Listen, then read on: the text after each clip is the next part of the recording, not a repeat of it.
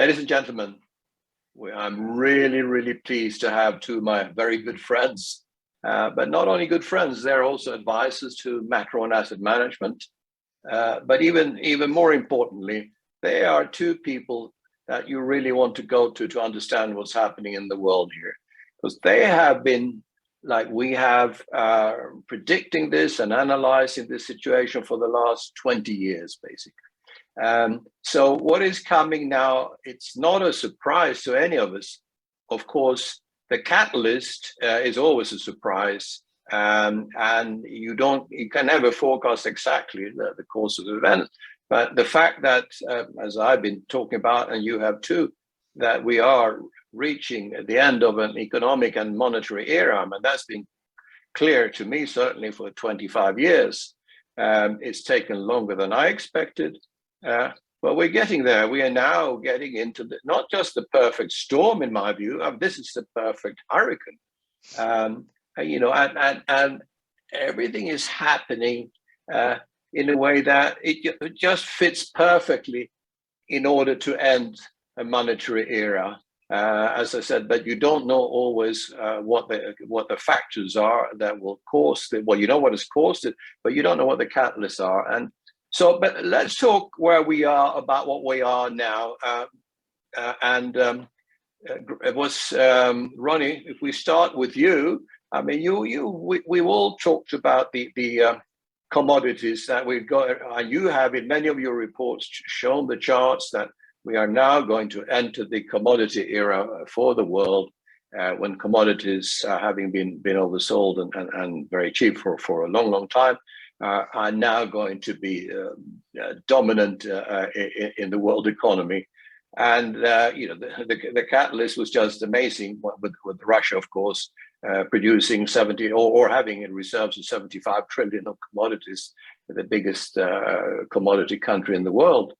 So, based on what you've seen and what you're seeing now, how do you look at the situation, Ronni? Well, Egon, Grant, it's great to see you again. It's been a while. Grant, you look a little bit like Jack Mallers. Do you know him? The Bitcoin guy at Strike. Oh, come on now. There's no need to start that kind of talk this early, Ronni. Come on, mate. We're friends, you and I. I like it. No, but he's a good guy. A pretty good presentation at the Miami Bitcoin show. I thought it was really impressive. Anyways, Egon, to answer your question, I think it's we should not forget that commodities already were up 27% last year. So I think it's a bit short-sighted from politicians and also central bankers to just blame the whole Russia-Ukraine conflict. And I think it was pretty interesting last year that despite the fact that the Chinese were quite hawkish, and despite the fact that the US dollar was up, I think the Dixie was up like 8% last year. And commodities still were up 27% last year. So I think, this breakout that we have seen, not only in the base metals, in the battery metals, but also in the agricultural commodities, that basically already started last year. And what we're seeing now is just an acceleration of this trend. And obviously, but isn't it interesting? You saying that the right dominance helped fall at the right time, and that's exactly what has happened. The Russia-Ukraine situation was a perfect domino to fulfill the commodity forecast that you've been making for years, really. Yes, I talked to Vladimir, and he's a reader of the Gold We Trust report. So no, yeah. I think it's what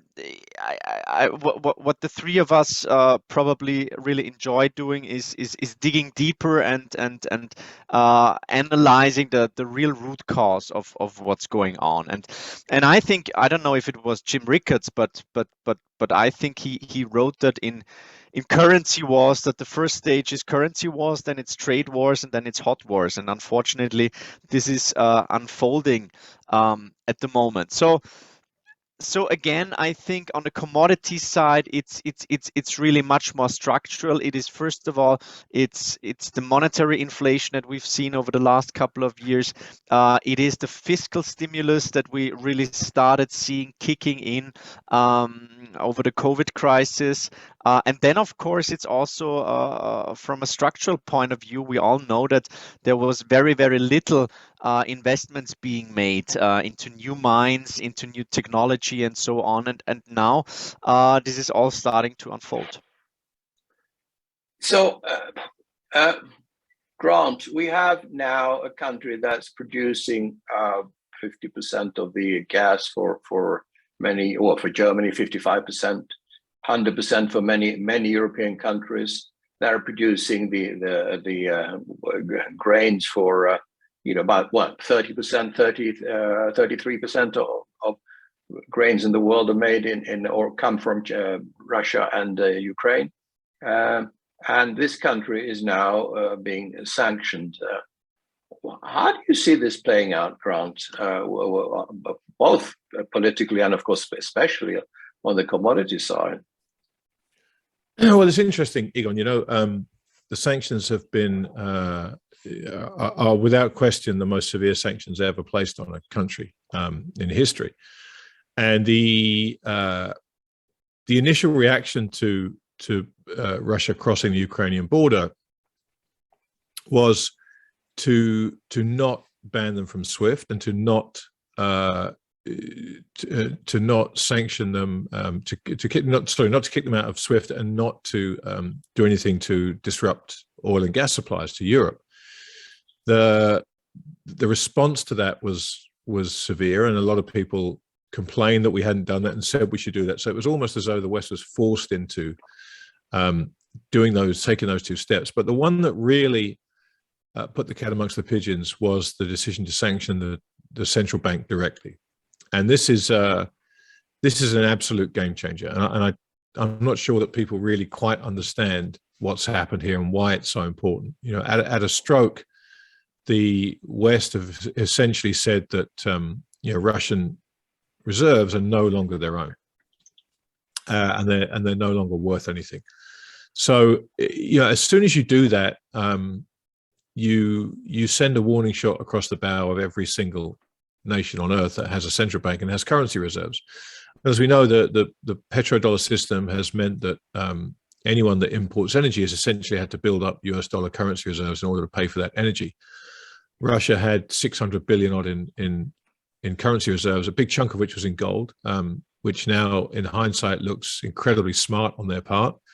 And just as a sidebar, we should say that we are talking here in this podcast about the financial ramifications of this. I think we can all agree that Putin has taken actions that he has no right to do, and what's going on in Ukraine is absolutely deplorable. We can all agree on that. But it doesn't mean when you analyze this, you can't understand the potential strengths that Putin has. Acknowledging the position he's in and the strengths he may have and the leverage he may have over the West in no way condones what he's done. Unfortunately, we live in a world where if you take one tack, you therefore must be complicit in the other, and that's a real shame for me. But I think amongst the three of us, we can talk about this stuff openly and pragmatically. So I think go ahead, Grant, Grant. Putin won the world for 8 years, basically, didn't he? He did. Since the Maidan Revolution. I mean, he made it clear that I'm not going to have NATO countries all around me with missiles pointing to me, just like Kennedy did in '62 with Khrushchev, of course. So that meant the sad thing is, isn't it, that that there is no statesman in the world, there's no real leader today, and therefore nobody was expecting this to happen, although Putin has warned them for years about it. And I think that's a real failure in politics in the West, of not actually taking the opportunity to going and negotiating with Putin rather than just leave him to it. Yeah, look, for sure, I don't disagree with any of that, but and unfortunately, you have to be able to separate these two things out, because that what's done is done, and the steps that should have been taken and weren't are largely irrelevant, apart from, as you say, highlighting the ineptitude of Western democratic leaders. But this move of sanctioning the Russian central banks has really now made it imperative for every other central bank in the world to reassess their reserve situation. It forces you to try and diversify any reliance you have upon dollars, because we've seen now that if you are deemed a bad actor by the US, you can now have your reserves frozen. And it's fine for them to say, oh, well, this was a one-off, where we're only doing it to Russia, we wouldn't do it to anybody else. You can't afford to take that chance, because this impoverishes your country. So unwittingly, I suspect, I have a feeling, I was talking about this with someone the other day, that Mario Draghi's "whatever it takes" speech, which had enormous effects, and really in 3 words, he reversed what looked like a strong chance that the euro could break up. He reversed it with 3 words. And when Tim Geithner released his account of the global financial crisis, he talked about how Draghi had actually told him that he'd just written those words on a napkin just before he went on stage. And I think that what happened here with sanctioning the central bank is a similar situation. I think they've taken this action without really thinking it through, in the hope that it will have an effect. But the effect it's had is that any central bank in the world now that is not actively looking to diversify its currency reserves away from dollars, to repatriate its gold reserves into its own jurisdiction, under its own control, is actually derelict in their duty. You now have to do this, because if you're not taking those steps, you leave yourself open to the whim of a capricious government in another country. So I think that by sanctioning the central bank the way they did, they have squeezed all the toothpaste out of this particular tube, and there's no way it's going back in. So for me, that one move is arguably the biggest change to the global financial system we've seen since August the 15th, 1971. And I think the ramifications of it are going to be widespread and incredibly important, not just for the gold market, where they'll be significant, but for geopolitics, for oil prices, for currency prices, for just about everything. We're at the beginning of that process, not the end. And I think it's incumbent upon everybody to be watching it very, very carefully. Yeah, well, as you're saying, we know that throughout history, every reserve currency will go to zero, together with the other currencies, of course. And that's exactly what's happening now. The world will go away from the dollar. Of course, nobody will trust the US. I mean, the US has been the policeman of the world now, especially in financial matters for a number of years. And especially, we remember FATCA, of course, where basically every dollar transaction had to be reported to the US. And now they were trying to squeeze the world financial system here, and by starting with Russia, by sanctioning to a level which actually now, in my view, means that they not just shot themselves in the foot, but in the head. And they are now precipitating the collapse of the dollar. And if you have an economy here like Russia, which has, as I said before, 75 trillion of commodities backing the currency at a time when now we're getting into, as we have been expecting, the three of us, a massive bull market for commodities. I mean, that will have massive effects, won't it, Ronnie, on now how we look at the monetary world as well as the economic world. Yeah, well, it reminds me very much of the first oil shock, and there we quoted that in a gold report a couple of years ago, where basically OPEC countries said, due to the new monetary regime, we have to reconsider our pricing structure, and that basically was the foundation for the first oil price shock and the stagflation of the 1970s. And I think there's many things that are pretty similar, that are playing pretty similar out like back then. I think what Grant said, and Grant, you did a tremendous interview with Luke Roman, and he's obviously, I think he's the expert when it comes to this topic of de-dollarization. I think it's now really obvious that the dollar reserves can basically very quickly turn from an asset to a liability, and those numbers are staggering. It's at the moment there's, I think, 12 trillion in currency reserves, and the majority, more than 60%, is in US dollars, and I think we're already seeing the consequences of this move. So Egypt just came out announcing that they're buying, I think, 60 tons of gold. Then we shouldn't forget that the Russian central bank announced end of March, I think it was March 28th, that they will pay a fixed price of 5,000 rubles per gram of gold. So they effectively they placed the floor in gold prices in rubles, and because gold trades in dollars, by extension also set a floor for rubles in dollars. So I think, we should really we cannot underestimate the recent moves that the Russians have made recently, and I totally agree that this is a real game changer for this whole topic of de-dollarization. And I mean, we're writing about de-dollarization for many years now, and we always said that it's a process. It's not one moment in time. It's a process that is that has developed over the last couple of years.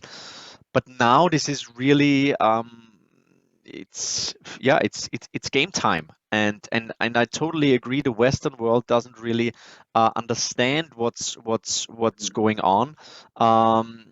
Just perhaps it's anecdotal evidence, but my wife, she works as a lawyer for a big oil and gas company in Austria, and the announcement that for the Russians, US dollars is only, I think they said, a candy wrapper, and that they only accept hard currencies like gold. They also mentioned Bitcoin, which I thought was pretty interesting. Of course, I mean, this leads to so many consequences for, setting up the infrastructure for renegotiating those deals. I think we don't really see what the second and third order effects of these measures are. But I think, for gold, this announcement basically saying, well, your reserves aren't there anymore. That's probably the best advertisement for gold that you can imagine. Mm-hmm. Yeah, Egon, can I just add a couple of things to that just quickly? When you talk about the end of the dollar and the demise of the dollar, it's important. Ronnie's point there is a really important one for people to understand, is that it's a process. And what people talk about when you say the demise of the dollar, the dollar's still going to remain the reserve currency. Yes, it will. It absolutely will. But you are going to see more and more people hold less and less of their reserves in dollars. This has now started. The starting pistol has gone off on that, and that's going to continue. And yes, the dollar will still be king dollar for a while, but its foundations are going to be chipped away at now as people try and hold less of it. And if the energy market shifts the way it's shifting at the moment, people will have less and less reason to hold dollars.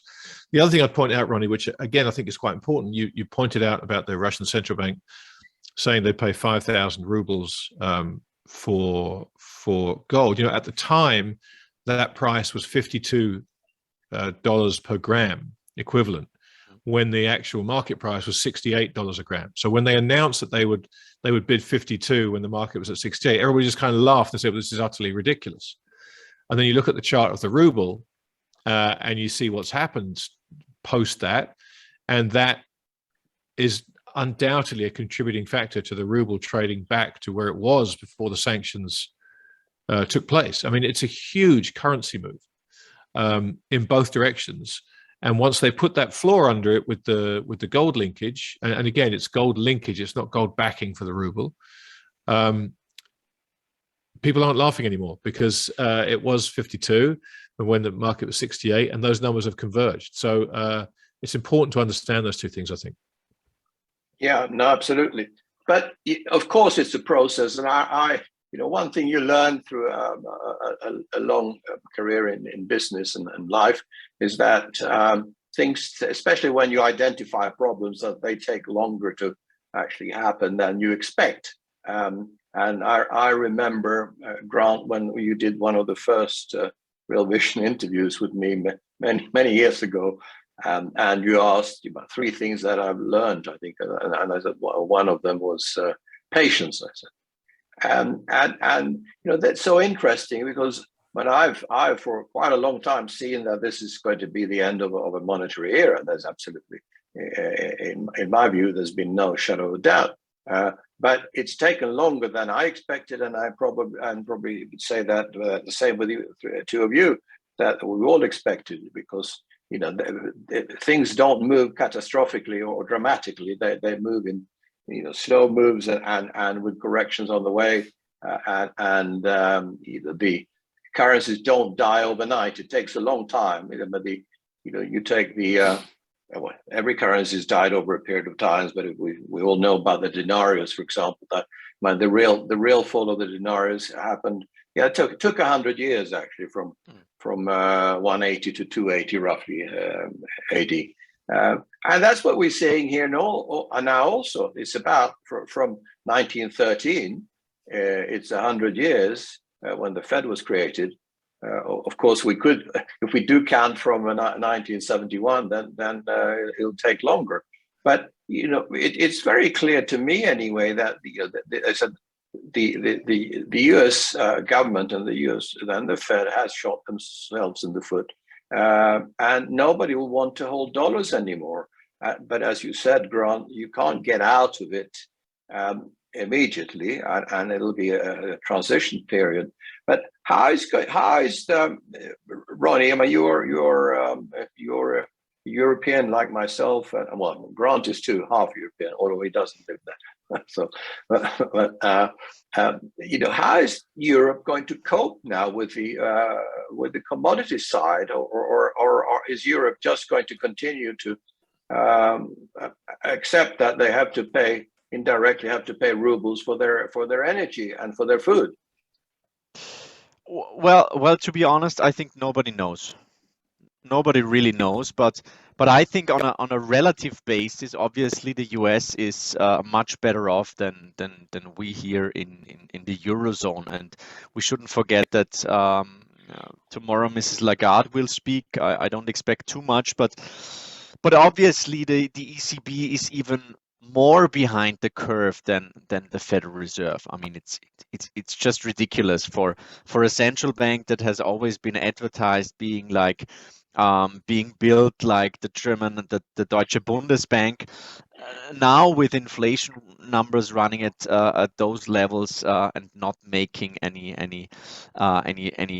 rate hikes, I mean that's it's really embarrassing, and it's no coincidence that gold is up 13% year to date in euro terms, and that the US dollar is showing some strength versus the euro. And interestingly, but as a side note, I think it's very, very interesting what's going on in Japan at the moment with the Japanese yen not being a safe haven currency, and with the Widowmaker trade now being on again. I think it's very interesting also to have a close look at what's going on in Japan. When it comes to the Eurozone, I would say, Egon, I think the next crisis will start pretty soon. Perhaps we're already in. Obviously, we're highly dependent on Russian gas supplies. For Austria, that number is, I think we're importing like 75 or 80% from Russia. For the German industry, it's extremely important. So I think it would be naive to say that we'll get all our net gas from LNG imports. We'll import it from Qatar. It's just not going to work out like that, because the infrastructure is not there. So we are highly dependent on Russian oil, but primarily Russian gas. And I think that the Western world often thinks that we're in the driver's seat, and that it's our decision to continue trading with Russia. But what if Putin says, well, guys, that's it, yeah, that's enough. So we cannot imagine what dramatic consequences that would have for the European economy, for industrial companies, etc. So my take is we are already on the verge of a recession.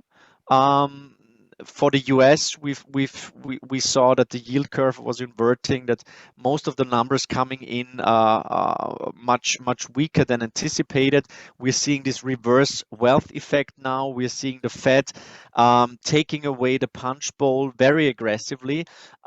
So I think making the case that Europe and the US will not enter a recession this year is really a bold call. And on the other hand, if I have a look at the analyst consensus, the recession call is still very much a contrarian call, which I don't really understand. Now, obviously, the big question now is, what are central banks going to do? Because I mean, they haven't made any significant moves yet, and they would have to reverse already now. I think that's really the $100 trillion whatever question. But isn't it, Ronnie? Isn't it interesting though? So we have, and at least the Fed are making clear noises that the rates have to go up. And even Brainard said it, and Bullard, who is the president of the St. Louis Fed, he said that they have to go up a lot more than the Fed is saying right now, and by bigger jumps. So on the one hand, at least the US is realizing this, but rates have to go up. At the same time, they're going to do QT, tightening, quantitative tightening, which is not going to work, of course. You can't raise rates. And in my view, we are going to go back at least to the rates of the 1970s, which I experienced in Europe and saw them going up to 20%. I think that's what we're going to reach in Europe too. But Germany hasn't even woken up, or Europe, the ECB or Germany, haven't even woken up to that now. Wholesale inflation in Germany is now 23%. Which is just amazing, and they're still not seeing what's happening, in my view, or reacting to it. It's so fascinating. I mean, I think central banks should be abolished totally. I think they destroy the economy rather than do anything for the economy.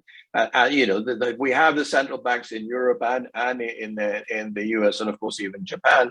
And Japan, you mentioned, they're going to hold the rate, the 10-year to 0.25%, aren't they? Which is absolutely ridiculous. I mean, they'll be impossible for them with inflation the way it's going. But central banks here, I don't think they should exist because they're destroying the economies. And the way that now we're going to see inflation increasing dramatically, and for years they've been trying to get inflation up to 2%, the central banks, and all of a sudden it's 23 in Germany and it's at least 10, 12 in the US too, although the official consumer inflation is 8%. So all of a sudden now, instead of getting it up to 2, they're trying to get it down to 2, and they're going to fail with that just in the same way that they failed with getting up to 2.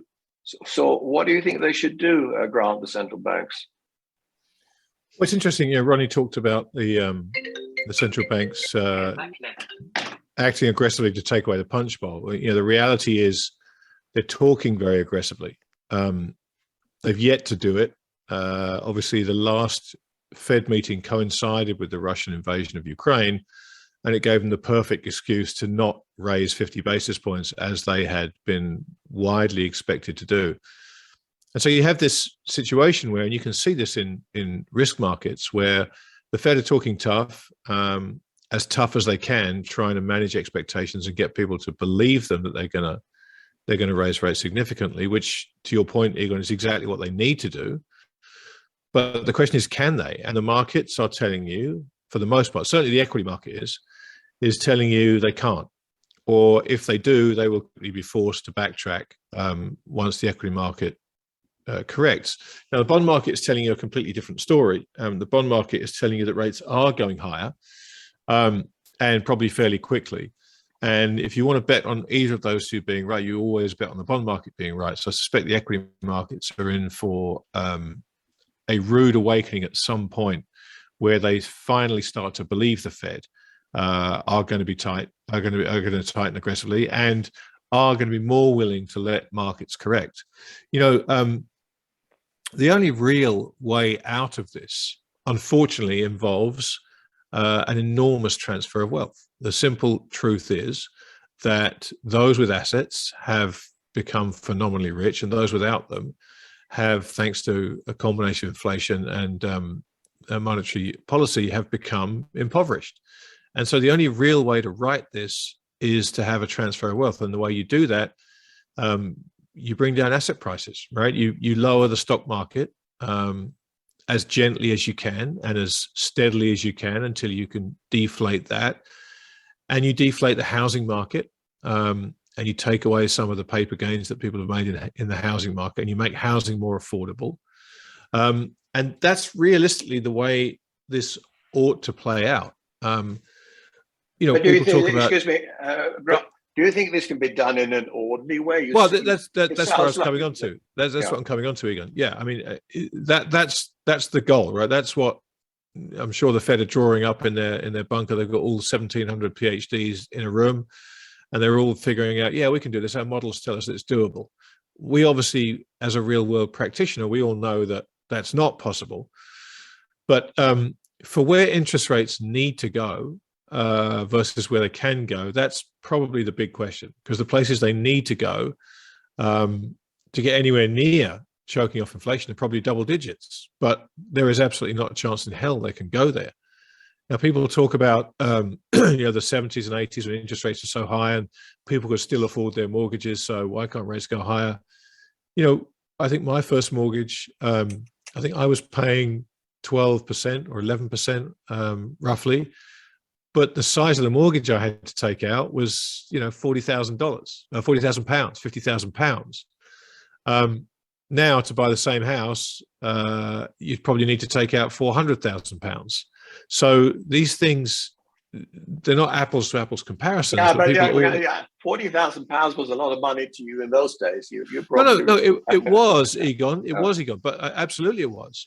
But my point is, your monthly payments are, you know, very similar, and the trouble is that, you know, real wages haven't really gone anywhere in the meantime. But this transfer of wealth has to take place, and so the desire is to have it take place smoothly, but the chance of that happening is as close to zero as it's possible to get, because there is so much predicated on low rates forever. The entire economy and the entire market is now built upon zero cost of capital, and if you take that away, you take away the foundation of every asset price anywhere in the world. Yeah, no, I agree with you. You know, I've mentioned it a few times before. My first mortgage was in the UK. It was £20,000, and the interest rate went up to 21% in 1974. Right. And as you rightly said, although it was massive, you know, a very, very high interest rate, nevertheless, nobody thought that they're going to default on their mortgage at the time. No, but Egon, what that £20,000 probably represented, you know, 4 times your salary, right? Or exactly. Something, right? It wasn't 10 times your salary, 8 times your salary, like you have to borrow now if you want to get a mortgage to buy a house. Yeah. May I just jump? Just one thing that I wanted to add. I thought it was really interesting was what Bill Dudley recently said, and you know, he used to be, I think, New York Fed president. That's right. Yeah. And also at Goldman, and he said basically, if stocks don't fall, the Fed needs to force them to fall. So he is talking about a reverse wealth effect. and he wants the Fed to inflict more losses on stock and bond investors. And I thought that was really interesting, because he's not a nobody. He's really influential, and I think he's still got very good contacts. And I think this move is extremely interesting, especially as Grant said, we have got the most financialized economy ever, and I just don't see how they can engineer this reverse wealth effect. Rising yields plus QT, and basically saying the Fed put is not there anymore. We're removing the punch bowl for you guys on Wall Street, without causing a major recession. And then, of course, I mean, I just don't see it happening that in the course of the next crash, whenever that's going to happen, the Fed will just stay put and do nothing. I just don't see that. So for me, I'm still a bit confused with what's going on nowadays. If they are really that ignorant of the importance of low rates, if they really think that they're operating in a linear model, which they are obviously not, and what the next tool in the next crisis is going to be, because we know that they've basically exhausted all the tools from their toolbox. So is CBDC the next big thing? Is it going to be primarily fiscal stimulus? I don't know, but I just don't believe that they will really now start engineering this reverse wealth effect without causing a major recession. But they've never been ahead of the curve ever. They never actually, in an organized manner, planned or directed the economy of their own country or the world economy in any structured way. So why do we expect them to do that now? I mean, they're going to fail. They're always going to panic. They're always going to be behind the curve. And I think, whether they like it or not, inflation will just push interest rates up. There will be pressure on bond markets. With the debt that now the world is facing, which is up 3 times in this century, from 100 trillion to 300 trillion, and that if you add even 1 percentage point on that debt, the world can't afford it, and in interest I'm talking about, and we're going to see a much higher increases than that.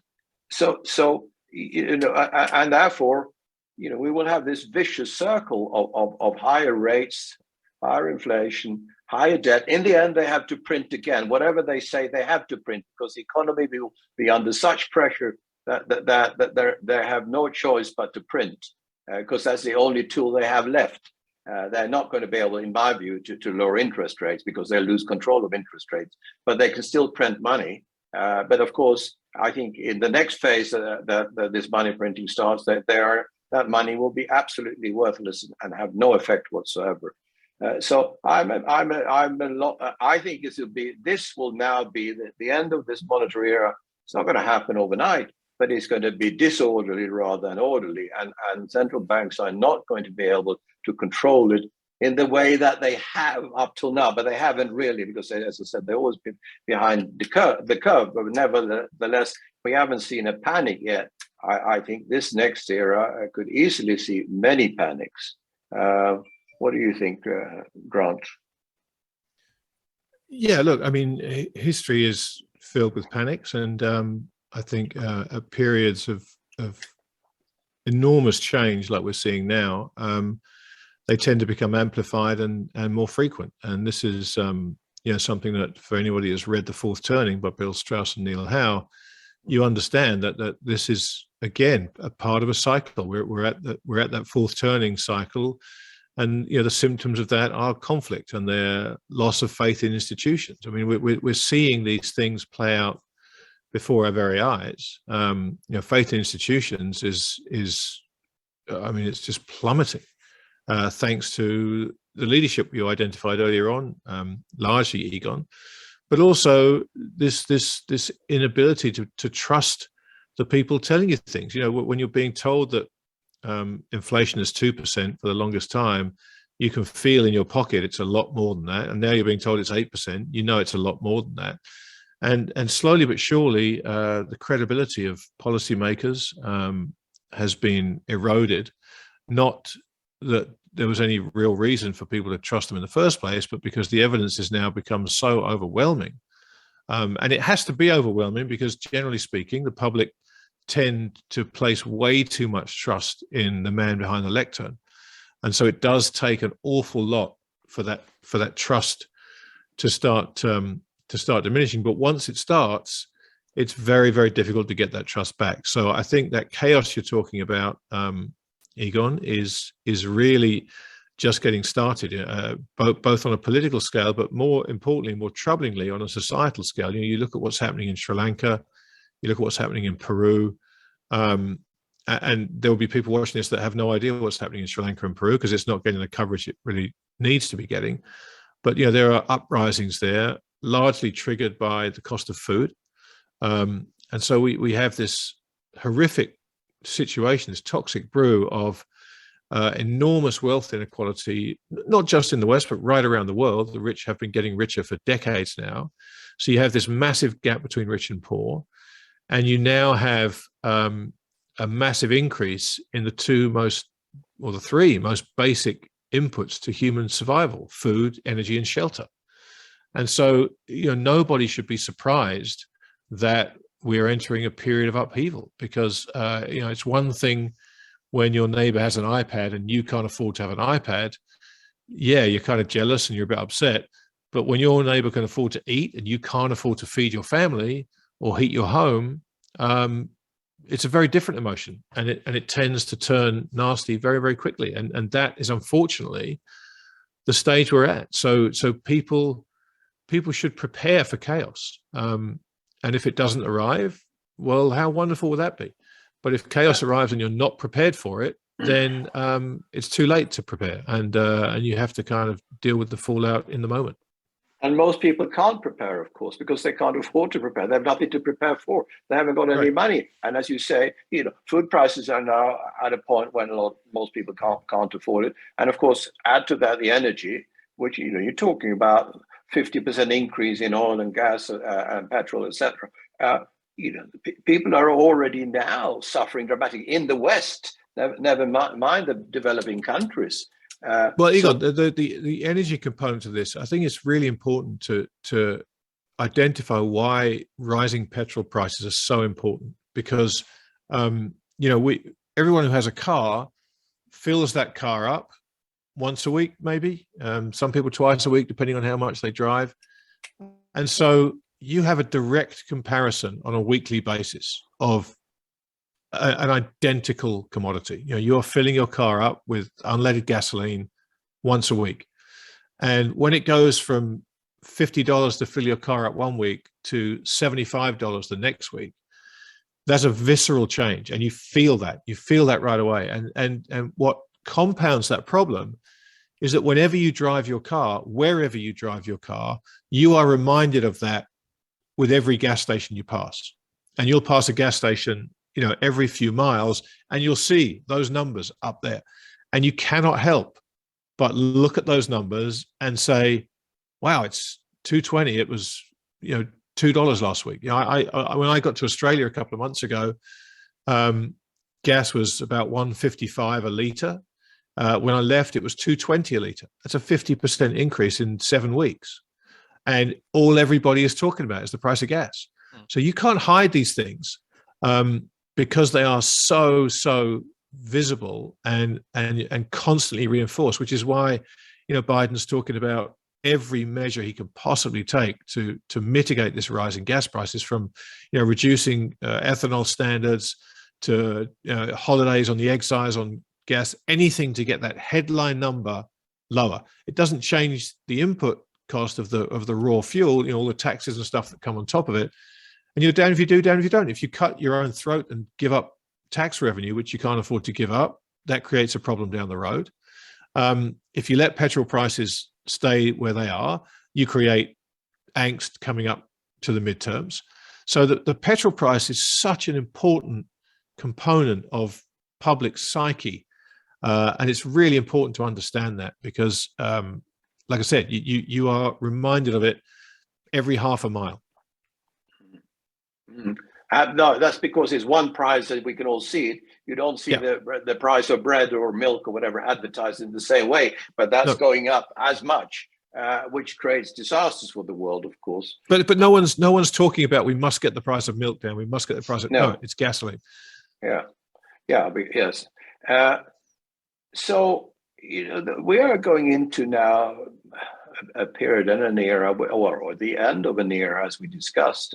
Whether we call it the fourth turning or the end of a major cycle. I mean, it's been clear, as I said, to me and to all of us for quite a while, and is now actually happening, and it's now going to accelerate. And of course, as we all pointed out, this will have a major effect on investment markets. We analyzed the problems in the world over 20 years ago and came to the conclusion that the world is going to go into a real mess, and the debts will be unsustainable. And this is why we 20 years ago decided that the consequence of that was going to be affect the whole world, but especially affect commodities and especially affect gold. And for us, we're not gold bugs at all. Just gold was the consequence of our analysis, or my analysis, of the world financial and monetary situation. And we have now, 20 years later, at the time, gold was $300 an ounce. And now gold is approaching $2,000 an ounce. Which is probably only the beginning, not because gold in itself is going to go up, but because currencies are going to continue to go down. But I think relatively gold will outperform. But as you said, Grant, I mean, the wealth destruction that we're going to see now, people don't realize what's going to happen because people are still going to believe that this is buy the dip situation, and I think most people will follow stock markets down to the bottom because they've been spoiled for such a long time by central banks saving them at every point of danger. So I don't see any difference in that in the coming years. And sadly, therefore, people will not get out. People will not protect themselves in gold, for example, but continue to believe in the stock market because during their lifetime, the stock market has always gone up. And it's the same with the property market. And as it happens, for the last 40 years, it's the same with the bond markets. So it's been an incredibly easy period to be an expert investor. And that's why so many people have made so much money. But Ronnie, what do you think that investors should do now?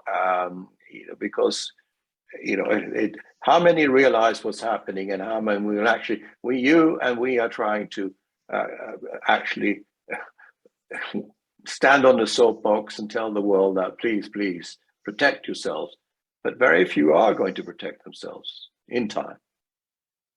Well, I was just looking for a post-it note. As a friend of mine, he was a really good trader. He told me, I think when we started up our company in 2013, he told me, Ronnie, you have to scare your investors out of bonds. And the call was pretty good, but way too early. I think what's now really going on, everybody's just staring at equity markets, and the S&P year to date is down 6 or 7%, basically nothing. But what's really interesting is what's going on in the bond market, and over the last 100 years, I think Jim Bianco wrote about that. There were just 4 years when stocks and bonds were down. And since the beginning of the year, first quarter was horrible for so-called balanced portfolios like 60-40, whatever. So I think this this is really what this paradigm shift is really what we're experiencing now. I spoke at a big investors conference last week, and the private bankers all said, well, you know, the first quarter was a disaster. We are now sending out the reports to our clients. They will be pretty frustrated, obviously, and obviously, if this negative correlation between bonds and equities reverses, so if this anti-fragile basis of your portfolio doesn't work anymore due to inflation, this is gonna have huge impacts on portfolio allocations. And I think it hasn't really started yet, but people are realizing now, well, you know, the first quarter was a disaster. It's not getting better. Inflation isn't transitory. We're entering a stagflationary environment. Well, what actually works during stagflation? And, you know, I'm basically writing 24/7 on the upcoming In Gold We Trust report. It will be published on 24th of May. And stagflation will be the main topic, and we'll crunch the numbers what actually works during different stages of stagflation. But with a typical balanced portfolio in a stagflationary environment, you'll have a pretty rough time probably. So I think people are now really starting to wake up. We don't see any major shifts yet. We're seeing some significant inflows into the gold ETFs. There is something moving, but it's still, those numbers are still fairly low. And I think how the price of gold is behaving at the moment, given the fact that the 10 years are now pushing through 2.7%, given the fact that the dollar index is roughly at 100 points, given the fact that the Federal Reserve is going very aggressively, I think the price of gold is already seeing, well,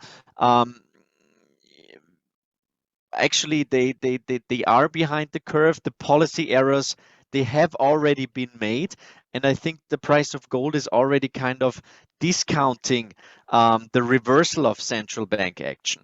So for gold, I mean, people say that I'm always kind of bullish on the price of gold, but at the moment I'm probably at maximum bullishness, which also makes me a bit nervous on the other hand.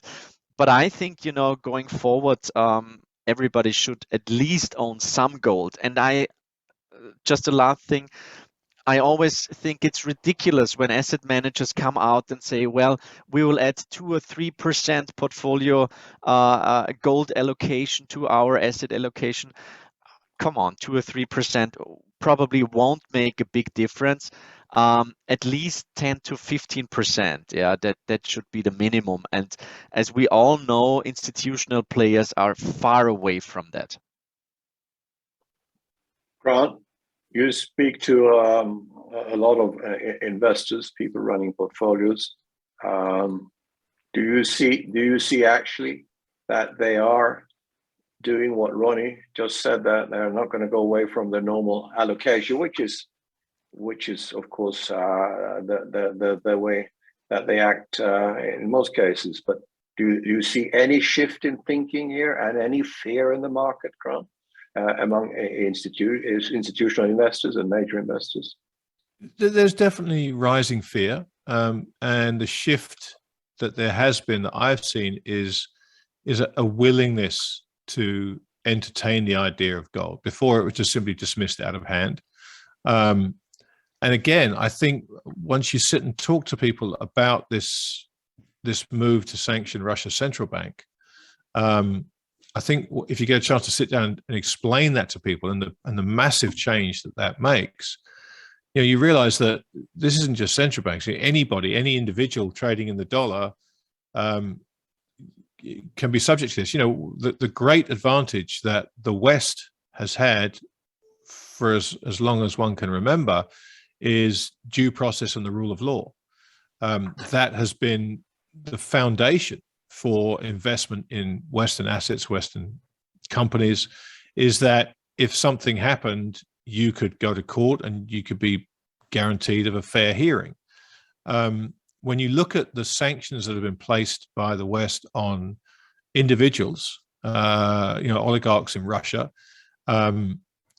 based on the fact that they happen to be friends with the guy that we think is the bad guy, or they've done business with this guy in the past, or, if realistically speaking, if anybody thinks that an oligarch calling up Vladimir Putin and saying, hey, listen, if you don't get out of Ukraine, they're going to take my yacht, so would you mind stopping this? I mean, it's farcical. It's been done to try and put pressure from the oligarchs on Putin to back down, because he's creating a very uncomfortable period for them. But that's not the point here. The point is individual private citizens have had their assets confiscated arbitrarily because of who they are deemed to be and who they are deemed to be friendly to and sympathetic towards. Some of them, there are several of them that you'll struggle to find a picture of them with Putin. You'll struggle to find any record of them being in Russia for years. And so there's a massive change here, a massive, massive change. And so from an institutional investment point of view, people are now being forced to confront the idea that the dollar is marginally less of a safe haven now than it was. And that also makes them confront the fact that gold remains the ultimate safe haven. If you have physical gold under your direct control, that's as safe as it gets. There's no counterparty risk, there's no liability, there's no nothing. No one can stop you. Now, people can talk about whether they will ban you being able to sell your gold. It's happened before. It's happened in the 1930s in America. It's happened in other countries. But the bottom line is you have your wealth under your control. At that point, you can decide whether you want to play ball. And if you have to feed your family and heat your home, and there's a guy in the market down the road who will pay you a couple of $1,000s an ounce for your gold coin, even though he's not supposed to, if your choice is between following the rules and feeding your family, I know which way 99.9% of the population is going to go. So yes, people are waking up to the idea that gold is going to be an essential allocation in a portfolio. And look, Ronnie's right. At the moment, the numbers are small because that's always how these things start, but they always end up at the correct allocation. That 10 to 15% allocation is likely to happen, but it will happen not in advance in a carefully thought out way. It will happen because they're forced into it. The price of gold is going up, other assets are going down, and they cannot ignore it any longer. And then that thing feeds upon itself. That's when you get people desperately trying to own gold because they feel they have to, not because they necessarily want to. And that phase is ahead of us somewhere. We don't know where. But these phases repeat every time. And that phase, like all the others, will arrive at some point in due course. Yeah, no, I totally agree. I mean, the last 20 years, gold is up since the bottom, just a bit over 7 times in most currencies, more in others.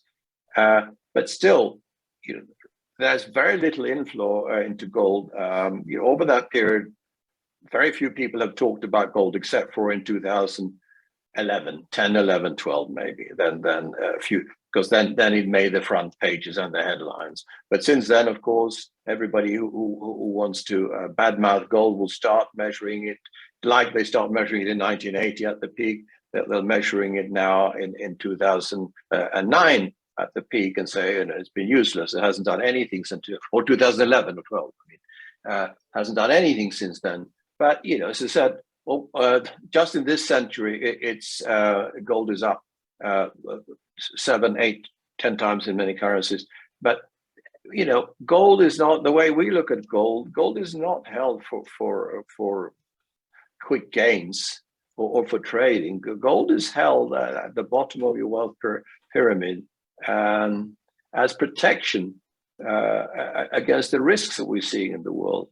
And therefore, nobody should think about gold as something that you trade and buy and sell. Anybody who trades gold, I would guess that probably 97% of people who trade gold will lose money because it's a very, very difficult investment. I don't want to call it a commodity, but a difficult investment to trade. And therefore, gold is to buy put in a safe place behind physical form and keep as wealth preservation. But now we're not going to just see gold as preserving wealth, because of what we have talked about during this discussion here, and that we are getting into the perfect storm, and now currencies going to commodity-backed currencies, and gold will be an important currency in that program, and therefore the gold will not just, as I said, protect yourself, your investments against the risks that are coming and going to be manifested, but actually gold is going to enhance people's wealth dramatically now.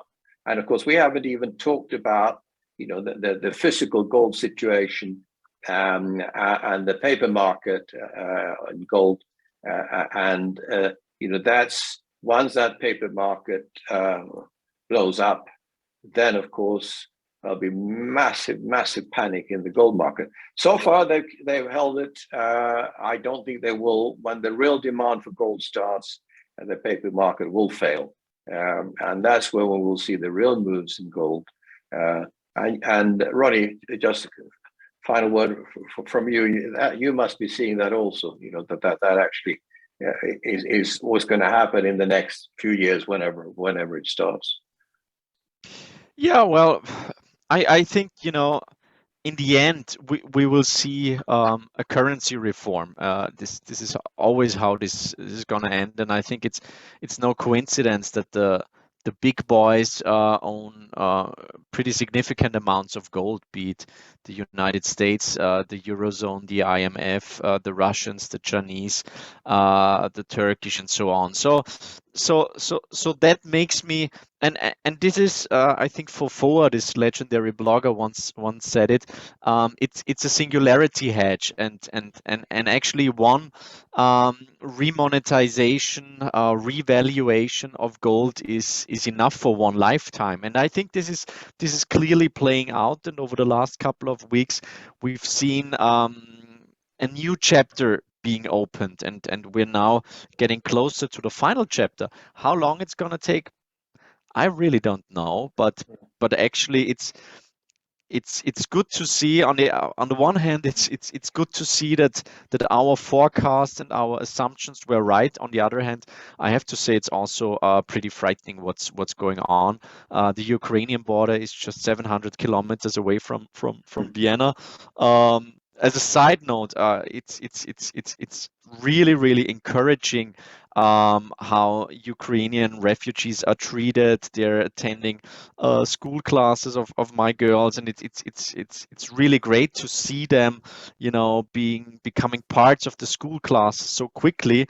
But still, if you think ahead further, it's definitely a concerning situation that we are in, but at least we are prepared mentally and also financially. Yeah, and it's fascinating that now the countries that are being attacked, Russia, and of course China isn't attacked, but the Russia and China are partly together in this, and those are the two countries that are the biggest producers of gold in the world. I mean, that's fascinating. So obviously, this is where eventually, the global economy will move towards, certainly to China. Russia, we don't know yet. Probably not with this type of regime, but one day with those natural resources, if they get a leader who actually takes advantage of that and starts building up the Russian economy like China has done, I mean, the potential is just enormous in Russia, of course. So what I haven't said about, obviously we have in here two guys who really know what they're talking about, and in the world economy and also in relation to gold. But of course, you've got to go and read what they're producing, which is outstanding. Because Ronni comes out with every year this report in gold. The things that in gold we trust report. Sorry, I've got to get it right. Okay, I say Ronni Stoeferle produces the In Gold We Trust report, which is the Bible of gold, And every year he produces, 300 pages? I don't know how much it will be, 350 pages.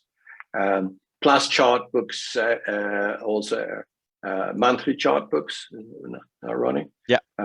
So that is, anybody who's have any interest in gold or in the world economy must read those reports. And even better, they're free. So please take advantage.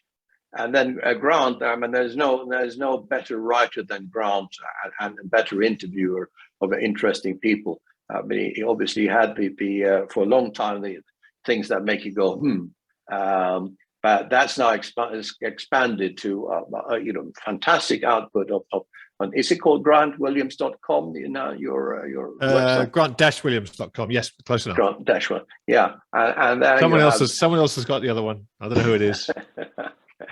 So you have the podcast, you have the interviews, and you have the reports, and still the things that make you go report, and that is absolutely outstanding. And Grant talks to so many interesting people. That, on the other hand, is not free, but it's worth the money. Definitely worth the money. So if you want to learn from two of the brightest minds in especially in anything related to gold and to the world economy, please look at what these guys do. But I'm sure that most of you who listen to this already do. So, Grant, Ronnie, it's been fantastic to talk to you. And this is an era that it's going to be incredibly exciting, but especially for our students of the world economy, it's going to be at the same time horrible for mankind, in my view. Very, very bad for mankind. And obviously, as I often say, it's one thing doing what we are doing, studying and warning people, but also it will be a matter of times will be bad for a lot of people. So all of us need to help the ones that we can help, friends or family or whatever, close people, because a lot of people will need help in coming years.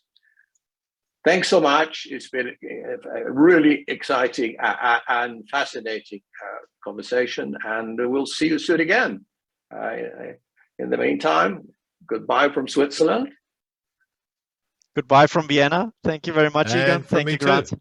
Thanks very much. Good to see you guys as always. Take care, guys. Thanks very much. Thank you. Bye-bye.